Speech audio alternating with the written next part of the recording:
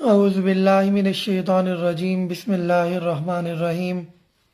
تفسیر قرآن مجید پارہ نمبر 9، اور اس کے اندر سورہ اعراف کا پہلے بقیہ حصہ ہے، جس کی آیت نمبر 194 تا 95 کے اندر بتایا گیا ہے کہ آفات انسان کو جی جوڑنے کے لیے آتی ہیں تاکہ وہ برائی کے راستے سے نیکی کے راستے کی طرف واپس آ جائے۔ آیت نمبر 96 میں ایمان اور تقوی کی برکات بیان کی گئی ہیں۔ آیت نمبر 97 تا 101 کے اندر یہ بتایا گیا ہے کہ اس آیت میں ہلاک ہونے والی قوموں پر پہلے افسوس کا اظہار کیا گیا اور پھر بتایا گیا کہ اگر وہ ایمان اور تقوی اختیار کرتی تو ان پر آسمان زمین کے برکتوں کے دروازے کھول دیے جاتے۔ بعد والوں کے لیے بھی یہ سبق ہے۔ آیت نمبر 97 تا 102 کے اندر بتایا گیا ہے کہ ہمارے لیے درس عبرت کیا ہے کہ پہلے والی قوموں کو جس طرح عذاب میں نازل کیا گیا، ان پر عذاب مسلط کیا گیا، وہ پکڑ اب والی قوموں پر بھی آ سکتی ہے، لہٰذا ان سے عبرت حاصل کی جائے۔ آیت نمبر 103 سے 108 میں حضرت موسیٰ علیہ السلام کا فرعون سے مکالمہ بیان ہوا ہے۔ آیت نمبر 109 تا 126 میں حضرت موسیٰ علیہ السلام کا جو جادوگروں سے، فرعون کے جادوگروں سے مقابلہ ہوا تھا، اس کی وضاحت دی گئی ہے۔ آیت نمبر 127 تا 29 میں بنی اسرائیل پر فرعون کا ظلم اور حضرت موسیٰ کی ایمان افروز نصیحت کا تذکرہ بیان ہوتا ہے۔ آیت نمبر 130 تا 37 کے اندر آل فرعون پر جو آفات کا نزول ہوا وہ بیان ہوا ہے۔ آیت نمبر 138 تا 141 کے اندر ان دیکھے معبود کی عبادت سے انکار، یعنی بنی اسرائیل نے کہا کہ ہم نے جس معبود کو دیکھا نہیں اس کو کس طرح مانے، ان کی تفصیل پھر اس میں بتایا گیا ہے کہ یہ میں نہ مانوں کی روش پر گرفتار دے، اور کچھ بھی کر لیا جاتا انہوں نے ماننا نہیں تھا۔ آیت نمبر 142 تا 43 کے اندر یہ بتایا گیا کہ اللہ کے دیدار کی خواہش، حضرت موسیٰ علیہ السلام کے اللہ سے ہم کلام ہونے کا تذکرہ اور طور پہاڑ کا ذکر ہے۔ آیت نمبر 144-45 میں تورات اور اس کی افادیت بیان کی گئی ہے۔ آیت نمبر 146 تا 147 کے اندر بتایا گیا کہ تکبر کرنے والے کو ہدایت نہیں ملتی، وہ ہمیشہ ہدایت سے دور رہتا ہے۔ آیت نمبر 148 تا 154 میں بنی اسرائیل کی بچڑے سے جو پرستش کا معاملہ تھا وہ بیان ہوتا ہے۔ آیت نمبر 155-56 کے اندر حضرت موسیٰ علیہ السلام کی دعا جو ایمان افروز دعا ہے، قرآن مجید کے اندر بھی مذکور ہے کہ اے اللہ تو ہمارا حامی و ناصر ہے، بس ہمیں معاف فرما، ہم پر رحم فرما، اور تو اس سب سے بڑھ کر رحم فرمانے والا ہے، ہمارے لیے دنیا اور آخرت کے اندر بھلائی لکھ دے، بے شک ہم تیرے ہی طرف رجوع کرتے ہیں۔ اس کے بعد آیت نمبر 157 کے اندر اتباع رسول اللہ اور رسول اللہ صلی اللہ علیہ وسلم سے تعلق کی بنیادیں بیان کی گئی ہیں۔ آیت نمبر 158 کے اندر بتایا گیا ہے کہ نبی کریم صلی اللہ علیہ وسلم کی رسالت قیامت تک کے آنے والے تمام انسانوں کے لیے کافی ہے، اب کوئی اور نبی نہیں آئے گا، کوئی اور شریعت نہیں آئے گی، تمام لوگوں کو نبی کریم صلی اللہ علیہ وسلم کی نبوت پر ہی عمل کرنا پڑے گا۔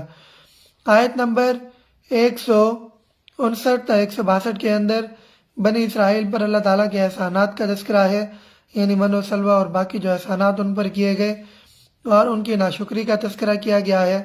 آیت نمبر 163 تا 166 کے دوران بتایا گیا کہ عذاب سے بچنے کے لیے دعاؤں کا کرنا کافی نہیں ہے، بلکہ برائیوں سے رکنا بھی ضروری ہے۔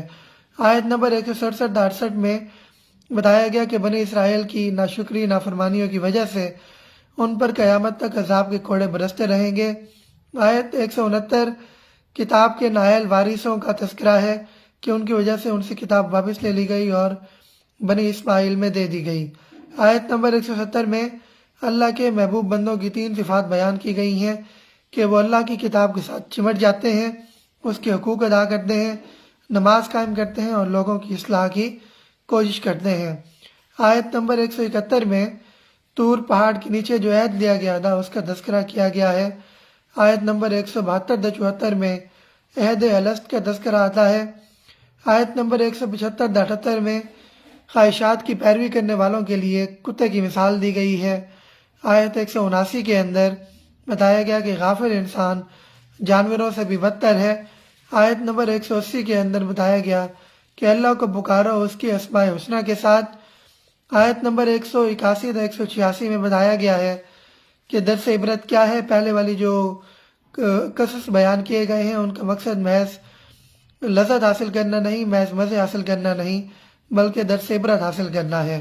آیت نمبر 187-88 میں نبی کریم صلی اللہ علیہ وسلم کا اعتراف بے بسی و عاجزی بیان کیا گیا ہے کہ انہوں نے بتایا کہ میں لوگوں کو بشارت دینے آیا ہوں اور دردناک اعمال پر، برے اعمال پر دردناک عذاب سے خبردار کرنے آیا ہوں۔ جس طرح کے اعمال ہوں گے اسی کے مطابق ہی لوگوں کے فیصلے ہوں گے۔ آیت نمبر 189-190 میں انسانوں کی ناشکری کے اعمال بیان کیے گئے ہیں۔ آیت نمبر 191-198 میں معبودان باطلہ یعنی جو بت ہیں، یہ جو برے معبود ہیں اللہ کے سوا جو انہوں نے معبود بنا رکھے تھے، ان کی لاچارگی کا تذکرہ آیا ہے۔ آیت نمبر 199-102 کے اندر بتایا گیا ہے نبی صلی اللہ علیہ وسلم کو کہ عفو و درگزر کی تلقین کی گئی ہے اور امت کو بھی یہی تلقین کی گئی ہے۔ آیت نمبر 203 کے اندر معجزات کی طلبی اور اللہ کا جواب دیا گیا ہے۔ آیت نمبر 204 میں بتایا گیا کہ جب قرآن کی تلاوت کی جا رہی ہو تو پوری توجہ سے سنو اور اس دوران خاموش رہو تاکہ تم پر رحم کیا جائے۔ البتہ قرآن کی سماعت پر آداب اسی وقت لاگو ہوتے ہیں جب قرآن سنانے کی نیت سے تلاوت کیا جا رہا ہو۔ نماز تراویح کے لیے بھی یہی حکم ہے۔ آیت نمبر 205 تو 206 میں اللہ کے ذکر کے آداب بیان کیے گئے ہیں۔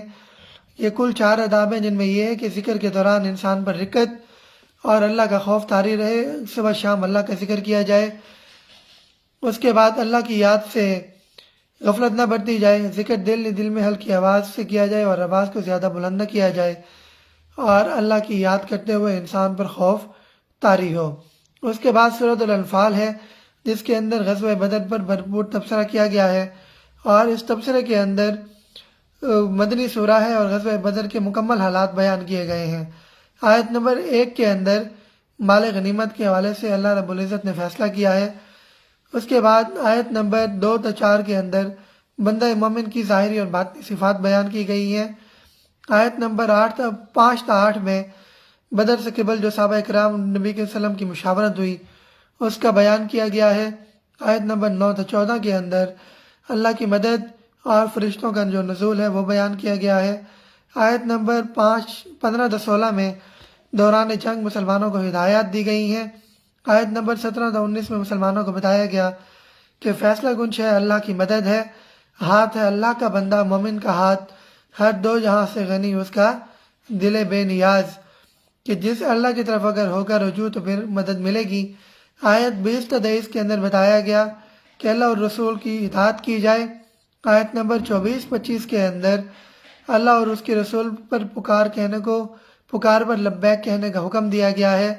آیت نمبر 26 تا 28 کے اندر مہاجرین کا تذکرہ کیا گیا ہے، یعنی مہاجرین مکہ جنہوں نے مکہ میں قریش کے ظلم و ستم سے نجات دی، اللہ نے مدینہ میں عمدہ ٹھکانہ دیا، اور انہی آیات کے اندر پاکستان کے مسلمانوں کے ساتھ بھی مماثلت بنتی ہے کہ جس طرح اللہ نے انگریز سے اور ہندوؤں سے ہمیں آزادی دی اور ہمیں پاکستان جیسی نعمت دی، لیکن ہم نے اس نعمت کی ناقدری کی اور یہاں پر شریعت کا بول بالا نہیں کیا، اور اسی ناشکری کی سزا پوری قوم کو مل رہی ہے۔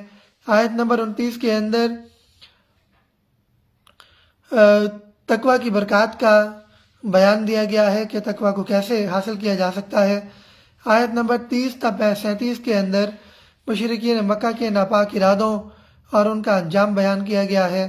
آیت نمبر 38 کے اندر مشرکین مکہ کو اصلاح عمل کی دعوت دی گئی ہے، اور آیت نمبر آخری 2 آیات یعنی 39-40 کے اندر بتایا گیا کہ دین کا مغلوب ہونا ایک فتنہ ہے، دین کو غالب رہنا چاہیے، کہ جب دین غالب آ جاتا ہے تو پھر دنیا کے اندر اللہ کا نظام نافذ ہوتا ہے۔ اگر یہ لوگ اپنے عمل سے باز نہیں آئیں گے تو اہل حق کا حامی و ناصر اللہ ہے، وہ خوب حامی ہے اور کیا خوب نصرت کرنے والا ہے۔